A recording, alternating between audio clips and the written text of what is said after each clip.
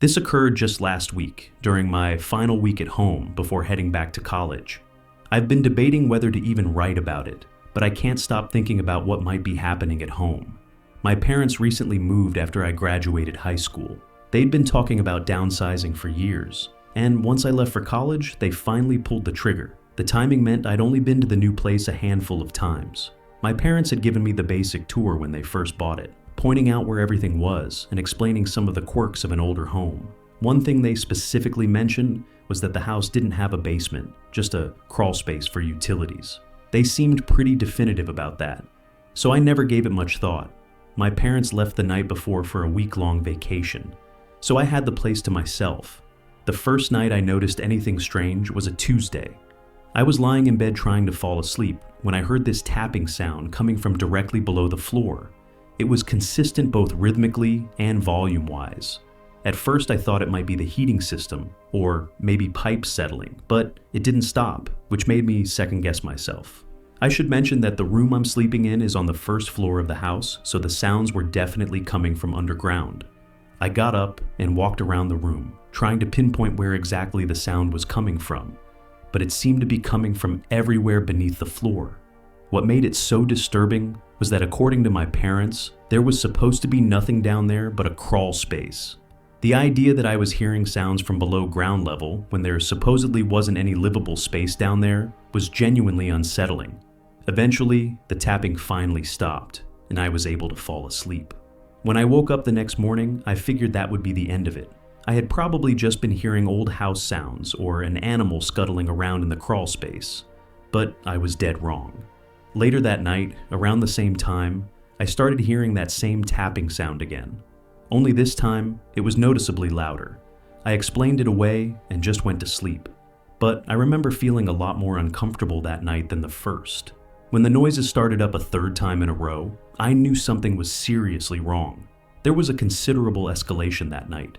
Instead of just tapping, I heard dragging and scraping sounds too, like some kind of animal raking its claws against something and occasionally dragging something. That's the best way I can describe what I was hearing. I kept trying to rationalize what I was hearing against what I knew about the house. The logical part of my brain kept insisting there had to be a reasonable explanation, but I couldn't think of one. The sounds were way too clear and way too purposeful to dismiss as normal house sounds anymore. I started wondering if maybe my parents had been wrong about the basement thing, or if there was some kind of utility access I didn't know about. Either way, it was freaky sitting in that dark room with nothing but scraping and tapping to keep me company. The next morning, I told my parents about what had been going on. My dad immediately told me to check the crawl space for animals, worried that maybe something had gotten in there that shouldn't have. I really didn't want to check down there, but figured I didn't have much of a choice. The crawl space entrance is right under the porch, so I had to get my hands dirty to investigate it properly. And although I was holding my breath the entire time, terrified at what I'd find down there was nothing, not even any animals. My dad seemed satisfied with that explanation and told me not to worry about it anymore. But personally, I was unsatisfied and honestly kind of frustrated with the lack of answers. I decided to look for other possible explanations. Maybe there was some kind of external access around the house I'd missed, or evidence of animals getting in somewhere else.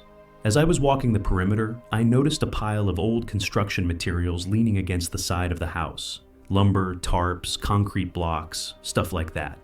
They looked like they'd been there for a while, maybe left over from some previous renovation project.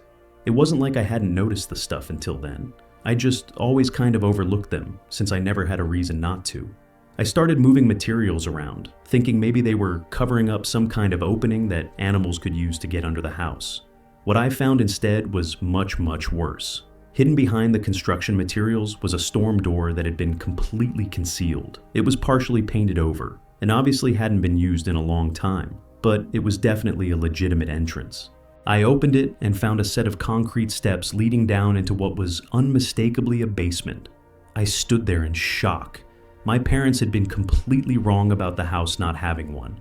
I didn't want to go down there. I really didn't. But I did anyway. In the limited amount of time I was down there, I realized two things. Someone had clearly been living in that basement, which I could tell from the empty food containers scattered about. And 2, whoever had been living down there was not a normal homeless person, which I could tell from the markings that were scratched into the wood foundation. There were scratch marks. They looked like tallies on one of the pillars with what looked like demonic drawings on another. Drawings of people and animals, but in a seriously messed up way. Stuff I don't want to repeat here. I didn't stay down there any longer than I had to.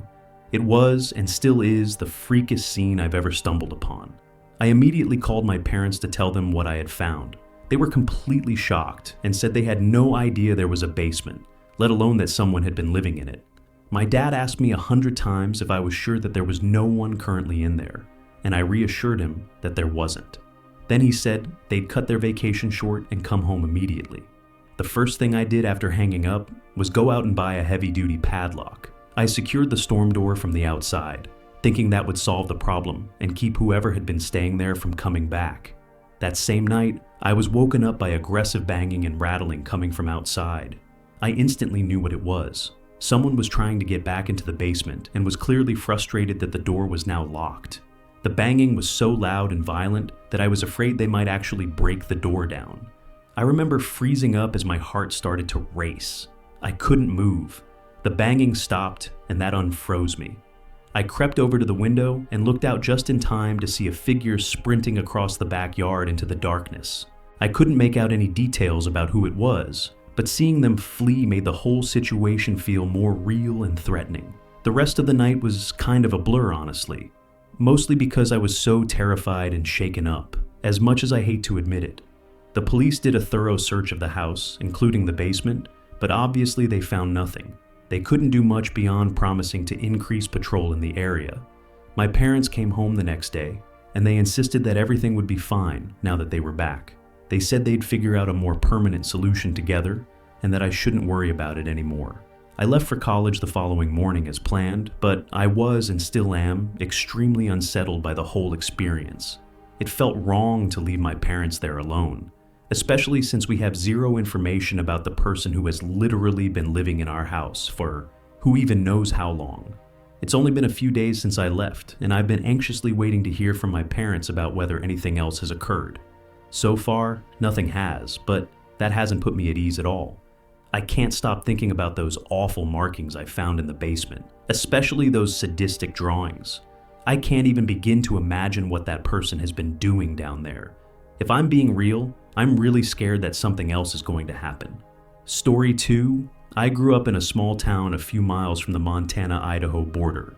I was on the Montana side. Nothing much ever happens out here. And honestly, that's part of why I never left. This happened a really long time ago before the whole world had a cell phone and was chronically online. To be honest, my area hasn't changed much at all since then, which is part of the reason why what I'm about to tell you is so fresh in my memory. It was the very end of August, one of those final days of summer when you can already feel the seasons turning. That morning, I was driving my usual route to work, just a 2-lane stretch of highway that cuts through farmland and low hills. Around 15 minutes out, I spotted a car pulled off on the shoulder. It was a light blue older model sedan, and it looked like it had been there for a while.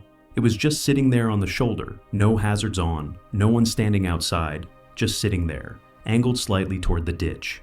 Now listen, I'm no fool, but I am the type of guy to help a person in need. It's just how I was raised.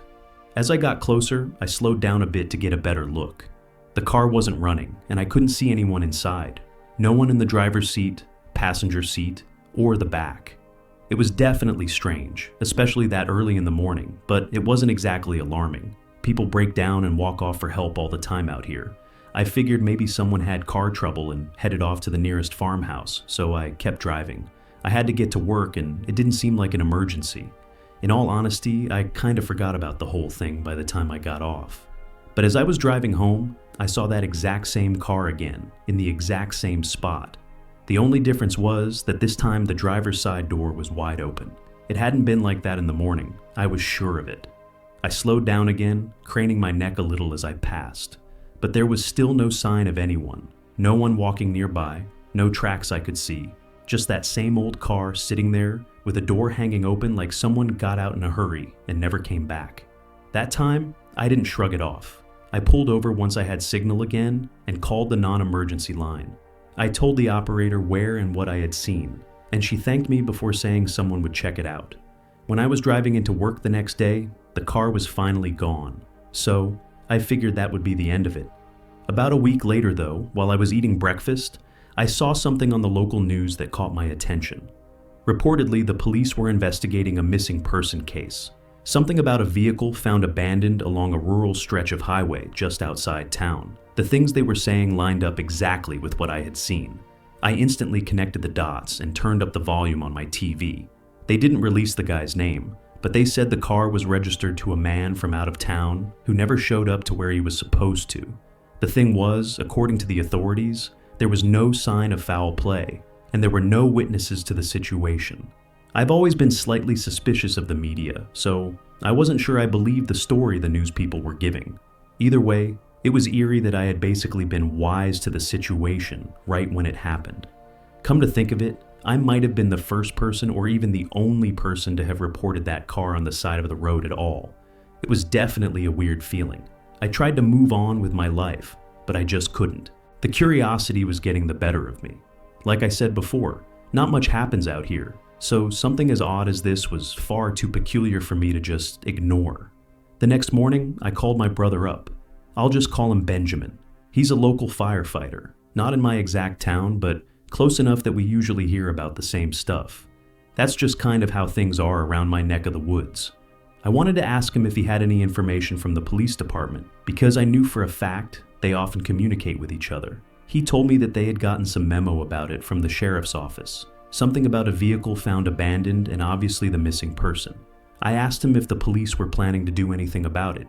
He said he didn't know for sure, but that they'd probably organize a search at some point. He didn't have many details beyond that. I told him we should help out, and maybe see if a few of the guys from the station would be willing to join in too. At first he was confused as to why I was so invested in the whole thing, but I eventually convinced him. And by the way, I'm not really sure why I was so adamant about it either. I guess I just felt like I had some personal connection to it. I didn't even know how we'd coordinate with the police and organize the search, so I let my brother handle all of that himself. Within a couple of days, and with permission of course, he pulled something together. The police were already planning on doing a search, and they appreciated the added help. It wasn't anything too grand, just a few officers, some off-duty firefighters, and me. The search was centered around a shallow wooded patch, and a couple of old irrigation ditches that ran just off the shoulder of the highway. It was the kind of terrain that wouldn't look like much from a passing car, but once you were on foot, it was clear how easy it would be for someone to get turned around or slip out of sight. We split off into pairs to be as efficient as possible. I, of course, paired up with my brother. About an hour into the search, one of the pairs radioed in. They spotted something through a break in the brush. We all converged on their location as quickly as possible. It turned out to be an old maintenance shack, and from the looks of it, one that probably hadn't been used in years. The whole thing was half sunken into the ground with overgrowth curling up the sides. From the road, you'd never even know it was there. The door was hanging slightly open, and I could see that the lock had been snapped off. Inside, it was dark and musty, the way you'd expect an uninhabited space to feel. But as my eyes adjusted, I started noticing signs that someone had been in there recently. There were empty water bottles and food wrappers all over the place in a way that seemed deliberate. The search team spread out to check for additional evidence both inside and around the perimeter of the shack. One of the firefighters said he spotted something by the back wall, so the rest of us went over to check it out. There was a small, clean hole in one of the wooden boards just above floor level. The hole had sharp, splintered edges that looked nothing like the kind of damage you'd expect from weather or rot. It looked exactly like a bullet hole. We searched thoroughly both inside the shack and around it looking for a shell casing, a slug, or any signs of blood, but there was nothing. Just that single unexplained hole in the wall that did make sense given the complete lack of other evidence. The officers radioed in the discovery to dispatch, and I could tell from their tone that this had moved beyond a simple missing person case.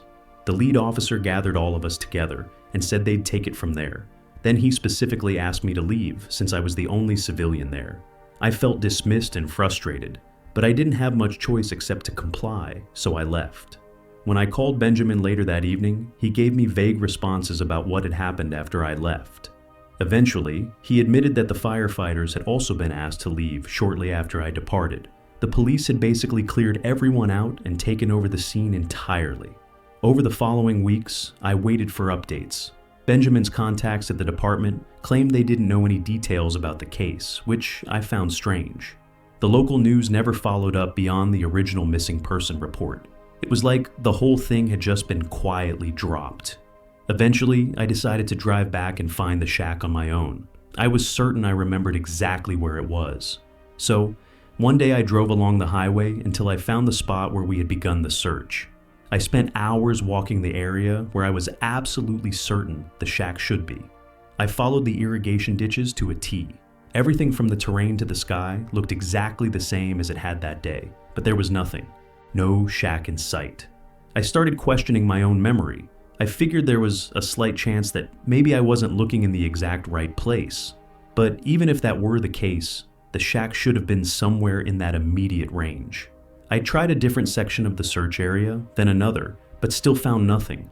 It was so strange, stranger than I'm describing it now. I remember standing there in that overgrown scrubland, completely alone with the exception of the gentle breeze that whisked past me every so often. Peaceful, yeah, but strange. The only other explanation I could come up with was that maybe the county had removed the shack entirely. It wouldn't have been too difficult to excavate the thing and haul it away, but that seemed like an extreme response to what was supposed to be a routine missing person case. Those were the only two options, though. Either my memory had misled me, or the shack was no longer there. I left shortly after that. There wasn't much else I could do, really. I was left with this uncomfortable feeling that something important happened during those final days of summer. Something I was briefly allowed to witness before being shut out to completely. Every year, when August ends and I feel that familiar shift in the air, I think about that abandoned car and that bullet hole in the wall of a shack that may or may not have even existed. Story 3. This happened last August, and it's completely changed how I feel about solo camping. When I was a kid, my dad had this end of summer tradition where he'd take me and my brother on a camping trip sometime around mid-August. Nothing elaborate, just a few days in the wilderness to mark the end of summer before school started back up. I'm in my late 20s now, with a steady girlfriend, and I've moved on with my life, in most ways. But that end of summer camping tradition is something I've tried to keep alive. Sometimes I can convince my dad and brother to join me, but usually it's just me going solo because my girlfriend absolutely hates camping. I don't want to drag her somewhere. We'll be miserable for 3 days. So, I've gotten used to the solitude. For this particular trip, I'd found what looked like a perfect spot on Google Maps. Some random isolated clearing that wasn't a registered campsite or anything official. It was far enough away from any roads or trails that I figured I'd have complete privacy for a few days. I liked the idea of actually being alone out there, not surrounded by RVs and families with screaming kids like at the official sites. I downloaded the map so I'd be able to access it without service, something I always make sure to do.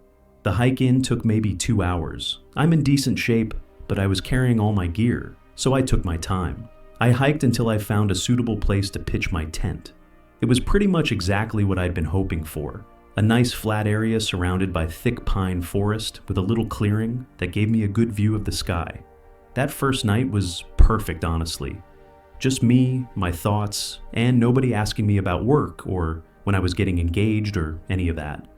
I made a small fire, cooked some freeze-dried pasta thing that actually wasn't half bad, and did some stargazing.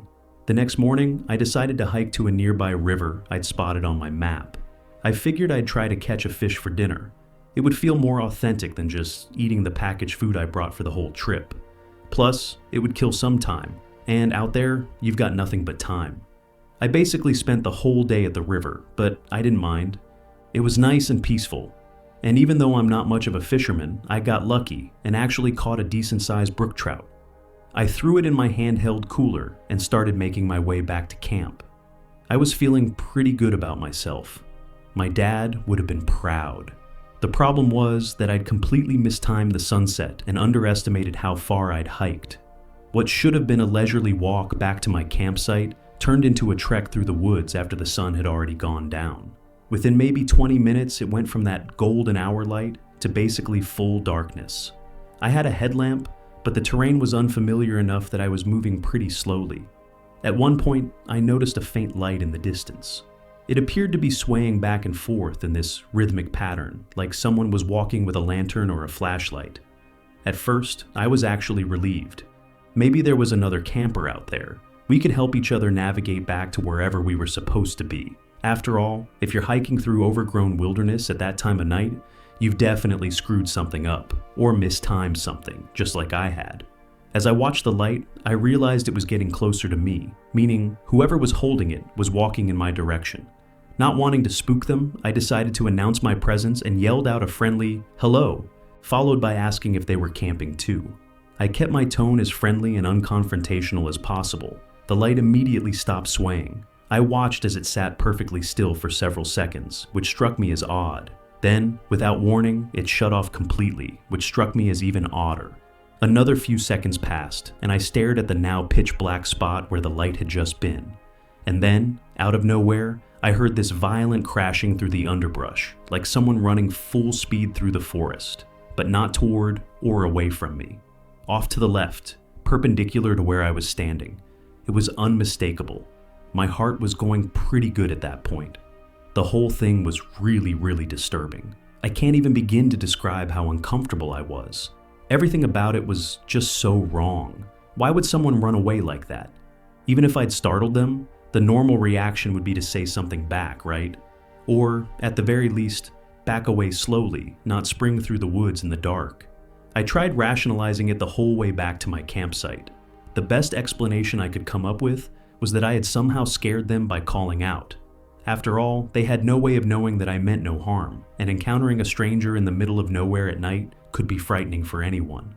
But still, I couldn't shake the feeling that something was off. The secluded nature of the area made it unlikely that there would be other campers around, and most people would at least respond when someone called out to them, let alone in a friendly way. I picked up the pace and made it back to my campsite, but I was so unsettled that I didn't even bother making a fire to cook the fish. I just sat in my tent, ate some of my packed food, and tried to read my book before calling it an early night. I'm normally a pretty heavy sleeper, especially when I'm camping and exhausted from hiking all day. So, when I woke up randomly in the middle of the night, I knew something was off. I listened to my surroundings for a few minutes, but everything sounded normal, just the usual forest noises you'd expect. Before trying to go back to sleep, I realized I needed to step outside to relieve myself. I unzipped my tent and started to poke my head out. The moon was pretty bright, enough that I could see the clearing without my headlamp. The moment I got a clear view of my campsite, I froze. There was someone standing there maybe 15 feet from my tent. I couldn't make out any details, just the silhouette of a person where there absolutely should not have been a person. They were just standing there motionlessly like they were watching my tent. I'd never been in a situation like that before, and I honestly had no idea what to do. My mind was racing, but my body wouldn't move. Surely whoever was there had seen or heard me unzip the tent, and they probably also knew that I was not aware they were standing there. I was likely moments away from being attacked. As soon as I started thinking along the lines of life and death, my survival instinct took over, and I was able to snap myself out of my haze. I reached for the switchblade I always kept by the entrance of my tent and called out loudly, asking who was there. The moment I spoke, the figure started sprinting directly toward my tent, catching me completely off guard. No warning, just 0 to full sprints instantly, shrieking in the shrill, unnatural scream that didn't even sound human. They hit me before I could even process what was happening. The two of us started rolling around on the ground, and the guy, definitely a man judging by the voice, began clawing at my face like an animal. Not punching, literally clawing like he was trying to rip me to shreds. I managed to get the switchblade between us and sliced at his hand before dropping it in the struggle. Even though I hadn't gotten off the cleanest strike, cutting his hand was apparently enough because he immediately started shrieking and got off of me. He went crashing through the woods again. Only this time, I could hear him screaming or laughing or making whatever sick noise he was making. I sat there for who knows how long, trying to process what just happened. My face was stinging from the scratches and my hands were shaking uncontrollably. I could feel blood all over my face, but I wasn't sure if it was mine or his. I considered trying to hike back to my car immediately, But navigating through the woods in pitch black darkness seemed like an even worse idea than staying put. I only really had one option at that point. Spend the rest of the night sitting in my tent, switchblade in hand, listening to every little sound and expecting the man to come back at any moment. It was the longest night of my life, but I eventually made it to daylight. The second there was enough light to see, I packed up my gear as quietly as possible and hiked back to my car at a significantly faster pace than I had been going on the way in. As soon as I got to my car, I sped out of there without another thought. I thought about calling the police, but what would I even say? Some guy attacked me in the woods where I was camping illegally. They probably would have just told me that's what I get for camping alone in remote spots.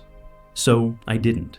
The whole drive home, I kept thinking about how close I'd come to something really bad happening. If I hadn't had that knife, or if the guy hadn't run off when I cut him, things could have ended very differently. But that's not even the craziest part. The thing that still makes my head spin is just the fact that he was even there. Like, he obviously wasn't camping and he obviously wasn't a normal person. That much was clear from the fact that he tracked me down in pitch black darkness and attacked me. And that scream, it honestly spooks me just thinking about how brutal it was. Definitely human, but twisted in some truly unnatural way. I haven't been solo camping since then, and I'm not sure I ever will again.